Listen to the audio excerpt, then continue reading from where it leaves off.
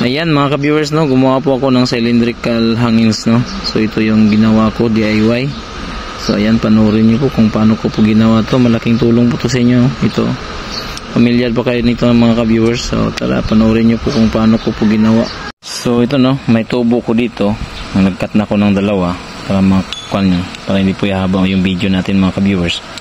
So ito lang po yung tubo na kakatingin nyo lang, kukuha lang kayo ng ganito kahaba. Yung kinuha ko dito mga ka-viewers, yung haba niya ay nasa 40 mm yung kinuha ko dito.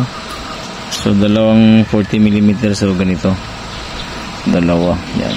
Tapos meron akong nag-cut na din ako dito ng to, yan.